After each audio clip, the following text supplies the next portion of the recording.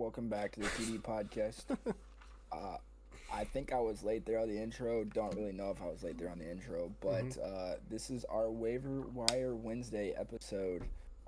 And we're going to start off with how our fantasy teams did this week. And how'd your fantasy teams do?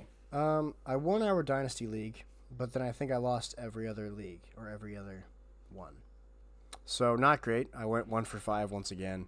Um, I'm really sucking it up in my work league's competitive league. I'm 0-3. That trade for Ashton Genty that I did at the beginning of the year is really biting me in the butt. But I'm hoping. I know it's a long season, so hopefully it turns around for me. Um, but right now I get clowned quite often at work. And I also just traded for Justin Jefferson, so hopefully that pans out for me too. Um, Risky, but hopefully it pays off.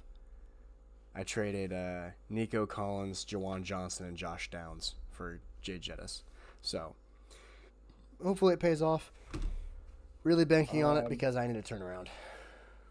yeah, I felt that. I went 2 for 5 this week. Won an ESPN league. Lost my Yahoo league, and You play Yahoo Fantasy? yeah, it's my two You're quarterback weird. league. And it's been the same league for probably 9 years, if not 10 years, roughly Ooh. around the same people. Redraft, pretty cool, pretty fun league. And won our dynasty league by a hefty margin, so that felt. But the top performer of the week was Trey Tucker. He finished with 40.9 points, 8 catches, 9 targets, 145 touchdowns with 1 carry for 4, which leads us to Ant's most surprising stud, Trey Tucker. Yeah, I wish it would have been in a win, but Trey Tucker did have his breakout game, which is so good for me. Trey Tucker has been a burner deep threat for the Raiders for, I think, going on, this is his third season, and he just hasn't been able to pan out. I blame a lot of it on his quarterbacks. I think he caught Derek Carr at the tail end, maybe. Well, no, he would have had Jimmy Garoppolo, then Gardner Minshew and Aiden O'Connell, and now Geno Smith.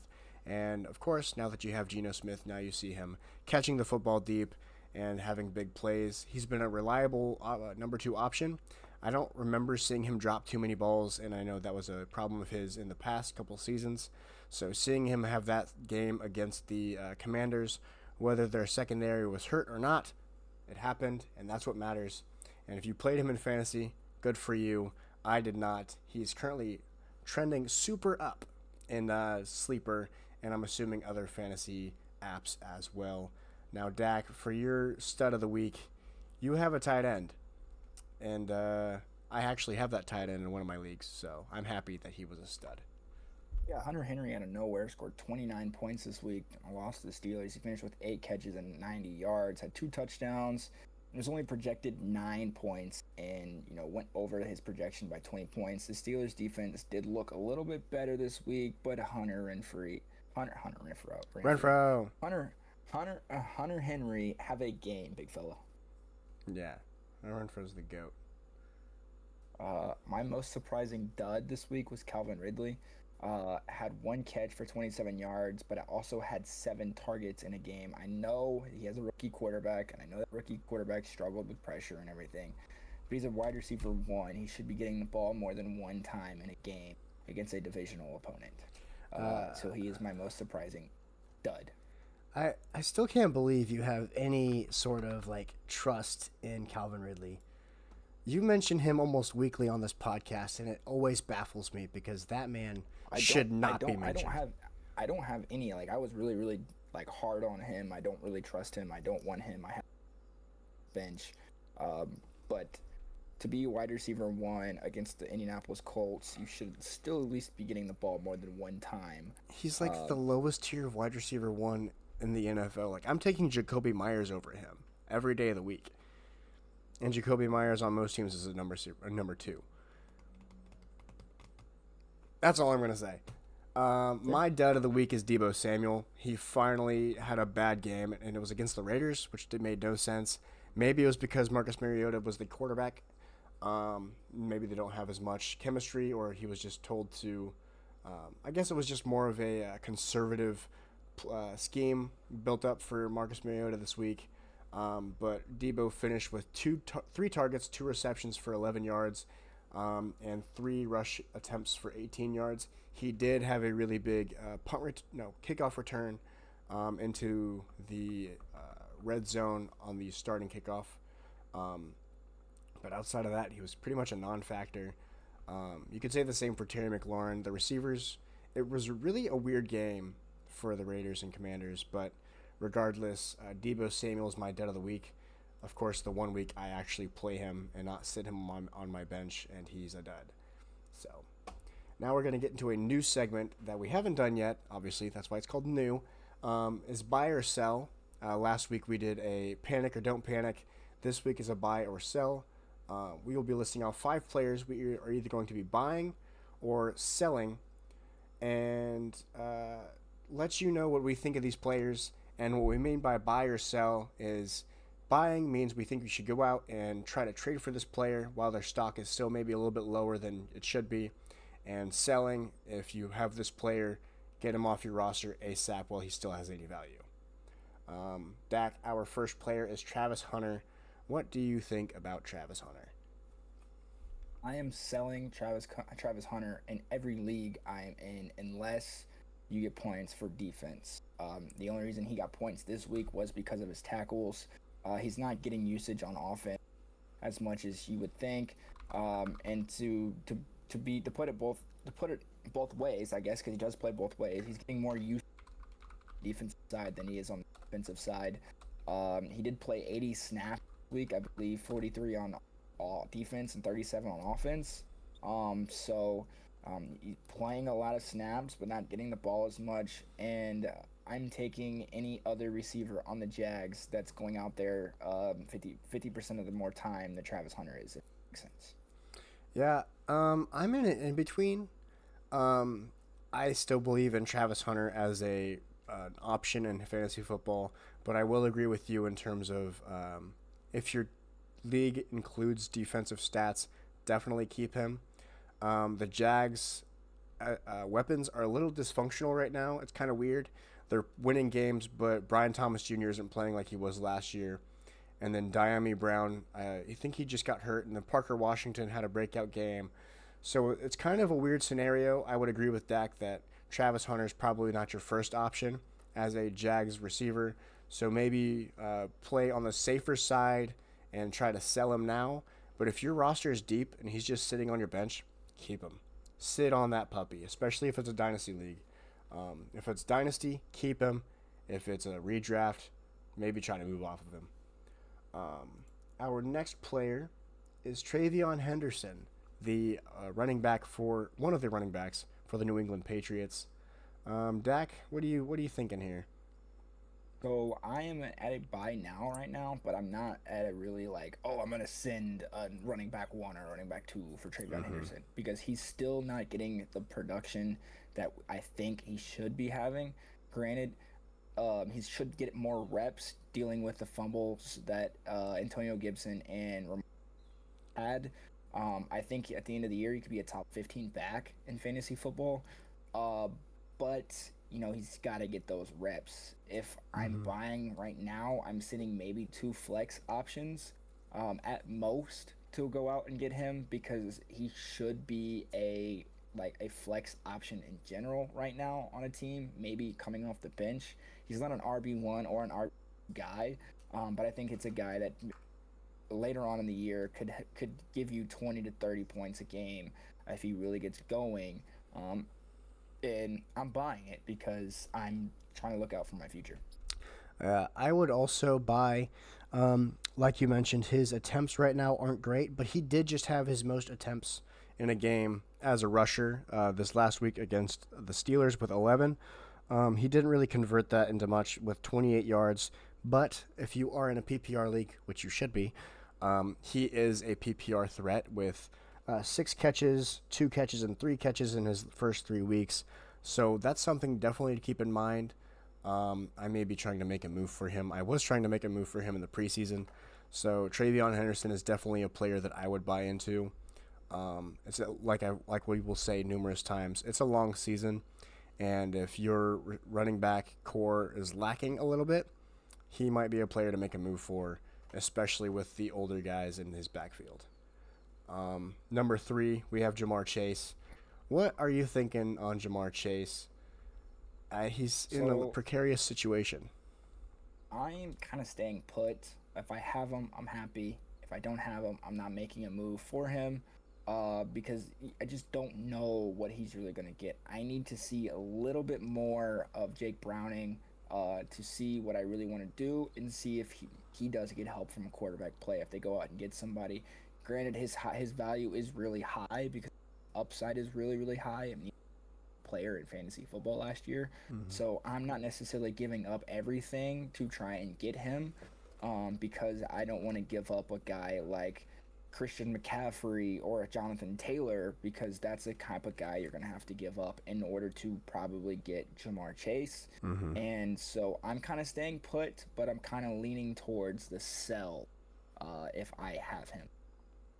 Yeah, I would agree, especially when you mention players like Christian McCaffrey and Jonathan Taylor. Running backs win you leagues. Receivers are harder to get points. Let's not act like it's any crazy thing. Um, as for Jamar Chase, I would also stay put after watching more Jake Browning than I would like. He is not a suitable backup quarterback. I would only make a move for Jamar Chase if they get a different quarterback in the backfield, whether that be Russell Wilson or if they make a move for Kirk Cousins or something along those lines. Now, if it's a dynasty league, definitely go and try to get him. Otherwise, stay put. He's a big name, but right now he's not making any crazy moves outside of last week. His upcoming schedule is also not very favorable against Denver, against Patrick Surtain, Detroit, Green Bay, and then eventually Pittsburgh again. Um, Pittsburgh might be the most favorable matchup in the upcoming weeks, and that's week 7. So that's definitely not something I love. But they're also going to force feed Jamar Chase. He's going to get his targets. So that's always something you have with Jamar Chase. It's just whether or not he can convert those into catches and yards, especially with a quarterback like Jake Browning. Now, our last 2 guys are both Chargers receivers. First up, we have Keenan Allen, the unk of the receiving core for the Chargers. Yeah, I'm kind of buying both Lad and Keenan Allen, if I'm really being honest, because their production has kind of been good. I think Lad has kind of fallen off a little bit, because of scheme wise, and just how well Quinshawn Johnson, Quinshawn Johnson, Quentin Johnston. Johnston, Quentin Quentin Johnston, Johnston. yeah. He's been able to get open, and just being able to catch the football has been his struggle, and he has confidence. Pretty important as a receiver. But I'm buying both of them if I get the opportunity, because I think Lad is his stock is kind of lower because he doesn't have as much production, and if I can get a guy like Lad, I'm happy. But Keenan Allen, his production is really high right now, single game, and his value shouldn't be as high as a guy like Lad. So if I can get Keenan Allen or Lad, because Keenan Allen is just sliding it, well in that offense right now, and he looks really good, and his value shouldn't be as high because he didn't really do this at all last year. Yeah. So I have the stats pulled up for Keenan Allen, Quentin Johnston, and Lad McConkey. Starting with Keenan Allen, he has 28 targets, 19 catches, and 194 yards for 3 touchdowns. Quentin Johnston, 24 targets, 14 receptions, 239 yards, and 3 touchdowns. And Lad McConkey has 21 targets, 15 receptions, and 0 touchdowns. One of the podcasts I was listening to mentioned that Lad McConkey was being played as the number 1 receiver by that defense. So I believe that meant he had Patrick Surtain on him, referring to the most recent game, which of course is a scary matchup if you are a Lad McConkey owner, which I am. As for these receivers, I don't know how I feel about them, especially seeing that Lad McConkey has 7 less targets to Keenan Allen. Now, the upside is Keenan Allen is old. If you're in a dynasty league, I would definitely be looking more at Lad over Keenan, who is 33 years old and has had an injury issue over the last couple seasons. But with that being said, if it's a redraft, I would try and buy Keenan Allen. He looks good. Justin Herbert has had chemistry with him for a while. As for Lad McConkey, I also would probably buy into him. I already did. And I have trust, especially with how often the Chargers are throwing the football, and the target percentage for receivers versus tight ends is like historically high for the Chargers right now. I believe Justin Herbert is like, I don't know the stat off the top of my head, so I'm not just gonna say it. But it's really high. It's a lot higher than it should be. Quick, hold on. I guess I can do the math real quick. So let me do some quick math. Dak, say something while I do math. As he's getting into that, I'm going to start and kind of go into the matchups that I do and don't like this week. I'm going to go ahead and start off by saying the matchup that I really like this week is Jonathan Taylor. He's going against the Rams, and the Rams are, go ahead, Ant, while you're there. So Justin Herbert is targeting wide receivers 73.8% of the time. That's a lot. So if you have a Chargers receiver, odds are you are getting points or at least targets. With only Will Dissly has 2 targets. I'm assuming Tucker Fisk is not a receiver because tight end has 1 target. The only other player that really has targets on the Chargers. What are you? Who is Oronde Gadsden? You're definitely a tight end. Yep, tight end. Okay. Is Omarion Hampton with 11 targets for 73 yards. So if you have Omarion Hampton, or if you don't, maybe go buy into him too while his stock is low, because he is apparently a PPR threat as well. So I would buy into the Chargers receivers because of their target share. That's one of the main things that I always look to when I'm going to buy into a player is the amount of targets they get, because whether they catch it or not, they're getting targets, and that's how you get points. Now you can go back into your matchups of the week. Sorry. Yeah, so Jonathan Taylor is going up against the Rams, and the Rams are allowing 100 yards per game, and it's an inside stadium. I'm not necessarily worried about the weather. With Jonathan Taylor and the Colts, I think we're going to rely on a little bit of Jonathan Taylor up against a defense, kind of like they did with the Broncos, facing a decent defense. But Jonathan Taylor's RB1 right now. He's averaging 25 points per game. And let me remind you what Saquon Barkley did last year against the Rams when he went for 26 carries and 205 yards. No, I'm not saying Jonathan Taylor's going to have that kind of day, but I think he's going to have close to that kind of day this week, at least 120 rushing yards, if not more. Okay. So my favorable matchup of the week is a little biased, is a little hopeful, but I feel like that's what all matchups of the week are. Like, you're just you're casting out a line and you're hoping you get a bite, right? So my matchup of the week is Ashton Genty against the Bears. The Bears have allowed, Javonte Williams 76 yards on 10 attempts. That's the wrong team. Jahmyr Gibbs 94 yards on 12 touches, and David Montgomery 57 yards on 11 touches, and not most recently. And then Jordan Mason had 68 yards on 15 touches. This is the prime opportunity for the Raiders to get back on track with their rushing attack and get their offensive line squared away and ready for the rest of the season. Get Ashton Genty's momentum back, or momentum in general. Get his confidence back up, and get the train rolling for the rest of the season. If they can't get the rush attack ready for this week, I would be scared and try to sell to Ashton Genty probably going into the rest of the season, unless it's Dynasty League. Because the way that the Bears defense has looked, obviously, against running backs has not been great, and the Raiders need to get the rush ready and rearing and going. Otherwise, it's going to be a long Raiders season again, full of disappointment if you're a Raiders fan. Me. So that's my matchup of the week. My matchup that I do not like this week is Kyler Murray.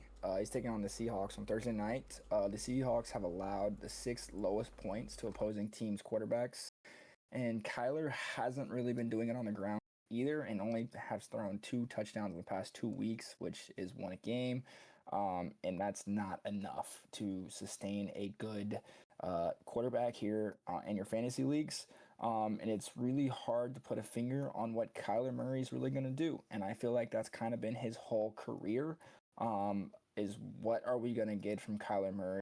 And it's just a question mark. And I know what the Seahawks have been giving to quarterbacks, and I don't see a difference of what Kyler Murray is going to do this week against the Seahawks.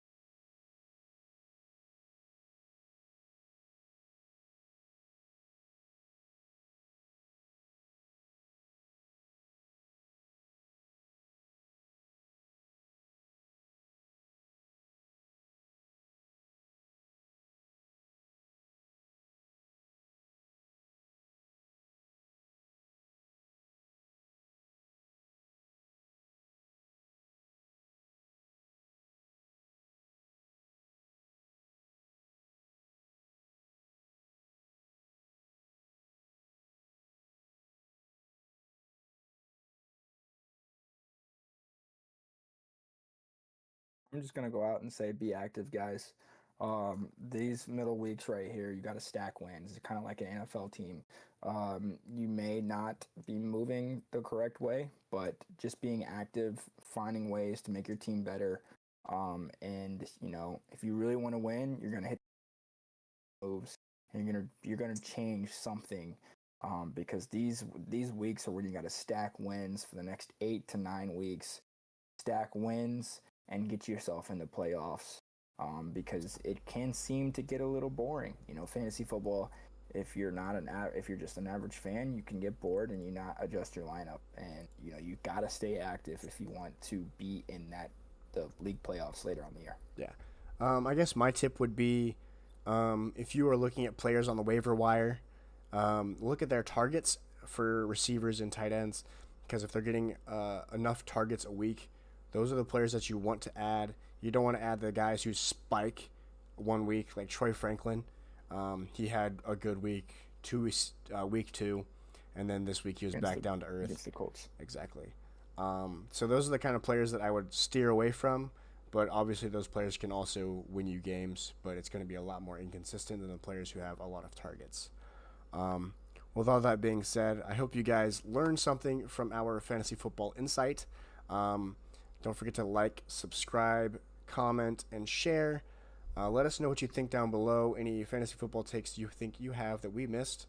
All of our other handles and social media things are down below on the little runner, except for our Twitter or X, whatever the heck you want to call it. It's the_TD_podcast. where we try to update you guys throughout the week and have little game previews and game messages, tweets, whatever the heck you want to call them, as we're watching the games. So you don't have to worry about watching the game, just little things like that. But without further ado, that'll be the end of us for this episode. Jeez Louise, it's been a long couple hours. I hope you guys enjoyed, and enjoy the rest of your week, and see you guys in the next episode. Peace.